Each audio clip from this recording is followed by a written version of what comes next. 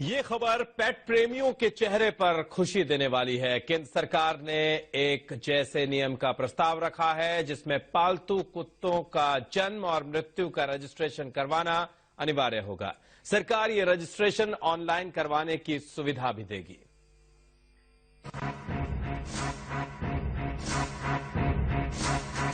अगर आपके घर में कुत्ते हैं तो ये खबर आपके लिए है।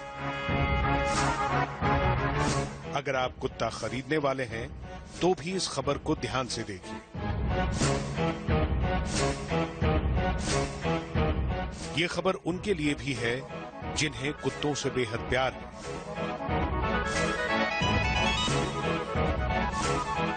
जिनके भी घर में कुत्ते हैं वे इस खबर को बिल्कुल भी नजरअंदाज न करें,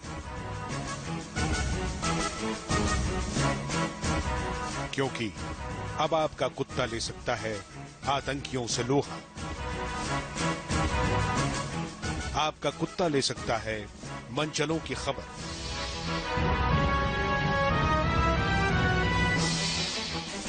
जी हां, यह खबर आपको चौंका सकती है। अगर आप कुत्ते पालने के शौकीन हैं या आपके घर में लैब्राडोर और जर्मन शेफर्ड जैसे कुत्ते हैं तो अब इनके रजिस्ट्रेशन कराने के लिए तैयार हो जाएं, क्योंकि सरकारी रिकॉर्ड में दर्ज होंगे अब पालतू कुत्तों के भी नाम। ये अब जल्दी ही संभव हो पाएगा, क्योंकि केंद्र सरकार पालतू कुत्तों के लिए नए नियम ला रही है जिसके मुताबिक पालतू कुत्तों के जन्म और मृत्यु का रजिस्ट्रेशन कराना जरूरी होगा। केंद्र सरकार prevention of cruelty to animals, dog breed and marketing rules 2016 का प्रस्ताव लेकर आई। इस प्रस्ताव का मकसद पालतू कुत्तों की खरीद फरोख्त, रख रखाव, पालन, इलाज को रेगुलेट करना और इसके लिए कानून तय करना है। सरकार ने इस प्रस्ताव पर आम जनता की भी राय मांगी है। जो लोग इस प्रस्ताव पर अपना सुझाव देना चाहते हैं वे अगले 30 दिनों के भीतर अपनी राय सरकार को दे सकते हैं। इसके बाद ही सरकार कानून को अमली जामा पहनाएगी। सरकार का दावा है कि नए कानून के मुताबिक पालतू कुत्तों के जन्म और मृत्यु का रजिस्ट्रेशन भी कराना जरूरी होगा। मंत्रालय ने इस कानून को लेकर दूसरे फायदे भी गिनाए हैं। सरकार के मुताबिक आपका कुत्ता आतंकवाद से लड़ने के काम में आएगा। केवल यही नहीं, इसके साथ ही इलाके में घूम रहे गुंडों और अपराधियों की भी अब खैर नहीं, क्योंकि आपका पालतू कुत्ता अब उन्हें भी नहीं छोड़ेगा।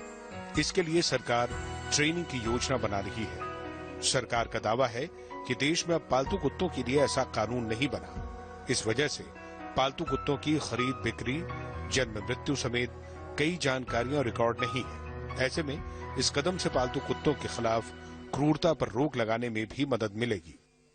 So far as concerned with the animal welfare, no one in the world will have to teach the Tamil Nadu, which has a great cultural heritage, that Indian heritage, how to behave with the cow, bull, small, big animals, sparrows, everything. Because of the culture we are learning all these things. We have learned all these things.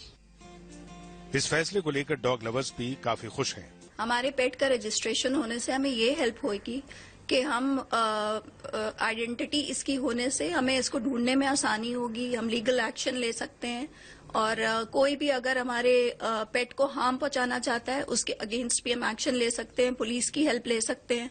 ये registered होगा, इसका अपना birth certificate होगा, तो हमारे लिए भी convenient होगा इसको ढूंढना।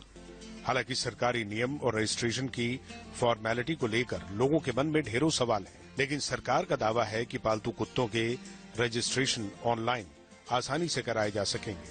अब आपको बताते हैं इस नियम को लागू करने की असली वजह। जरा देखिए इन तस्वीरों को और याद कीजिए कुछ महीने पहले की गई इन लोगों की इस क्रूर हरकत को। कुछ दिनों पहले ही कुत्तों के साथ कई जगहों पर क्रूरता भरे व्यवहार के इन वीडियो ने सभी को दंग कर दिया था। हैदराबाद में कुछ लड़कों ने 3 बिल्लों को आग के हवाले कर दिया था। केवल इतना ही नहीं, इस शर्मनाक हरकत की इन लड़कों ने वीडियो बना सोशल मीडिया पर पोस्ट कर दिया था। कुछ समय पहले ही चेन्नई में भी 2 मेडिकल छात्रों ने एक बिल्डिंग की छत से एक कुत्ते को नीचे फेंक दिया था। इन हादसों की लोगों ने कड़ी निंदा की। सोशल साइट्स पर भी इस तरह की वीडियोस का जमकर विरोध हुआ। तभी से सामाजिक संस्थाओं ने जानवरों के साथ हो रही क्रूरता के खिलाफ कानून को सख्त बनाने की मांग की थी। अब यह कानून जल्दी ही लागू हो पाएगा। यह कानून जानवरों के लिए कितना सार्थक हो पाएगा, इसका पता तो इसके लागू होने के बाद ही चलेगा। फिलहाल इस नियम से कुत्तों को एक पहचान जरूर मिलेगी। होमर अब अपनी फैमिली के लिए ही होमर नहीं होगा, बल्कि ऑफिशियली इसकी आइडेंटिटी होमर हो जाएगी जब इसका रजिस्ट्रेशन होगा। और ऐसे में पेट्स के अगेंस्ट होने वाले क्रुएलिटी जितनी भी है उस पर हो सकता है कि अब लीगल एक्शन लिया जाए जब इस एक्ट में इस तरह का बदलाव होगा। लेकिन अब जरूरत रहेगी कि स्ट्रीट डॉग्स के बारे में, स्ट्रीट पेट्स के बारे में भी सरकार इसी तरह का कोई कदम उठाने की सोचे। इस समय दिल्ली से कैमरामैन योगेश नड्डा के साथ कोमल शर्मा। अंकित सिद्धू। समाजवादी पार्टी में रणनीतियों को लेकर बैठकों का दौर लगातार जारी है। समाजवादी परिवार में मतभेद सुलझाने की कोशिशों के बीच मुलायम सिंह यादव के दिल्ली स्थित आवास 16 अशोका रोड पर एक बार फिर बैठकों का सिलसिला शुरू हो चुका है। मुलायम सिंह यादव के दिल्ली पहुंचते ही अमर सिंह उनसे मुलाकात करने पहुंचे। शिवपाल यादव पहले से ही बैठक में मौजूद थे। उधर दिल्ली में ही रामगोपाल यादव के घर भी बैठक हुई है और इस बैठक में नरेश अग्रवाल और रघुराज प्रताप सिंह उर्फ राजा भैया मौजूद रहे।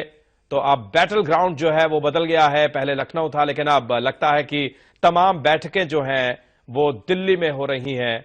और ऐसे में अब दिल्ली से क्या कुछ नतीजा निकलेगा, समाजवादी पार्टी के लिहाज से तमाम नजरें टिकी हैं।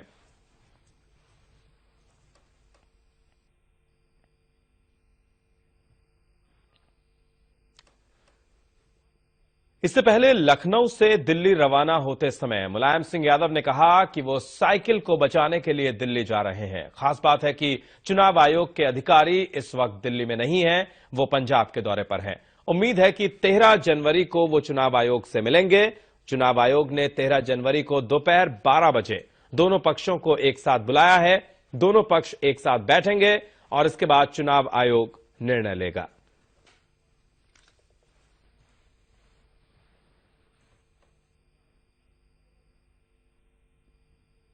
लखनऊ में समाजवादी पार्टी के कार्यकर्ताओं को संबोधित करते हुए मुलायम सिंह यादव ने कहा कि उन्होंने संघर्ष से पार्टी को खड़ा किया है, पार्टी की एकता के लिए समय दिया है। समाजवादी पार्टी की एकता में कोई रुकावट नहीं बन सकता। ना तो वो चुनाव निशान बदलेंगे, ना ही समाजवादी पार्टी का नाम।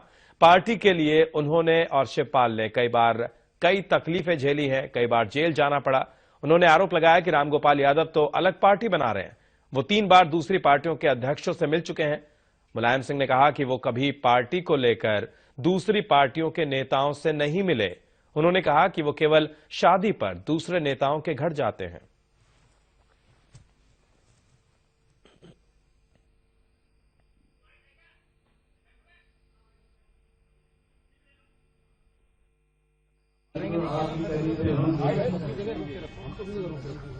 ये बता दो, पहला हमने आपकी राय की कर दिया। अच्छा, अब क्या बचा मेरे पास? कुछ नहीं। सही है नहीं? जी बिल्कुल ठीक बोला। कुछ नहीं, जो मेरे पास था वो पूरा का पूरा दे दिया। अब मेरे पास क्या है? मेरे पास आप लोग हैं। हम लोग आजीवन रहेंगे।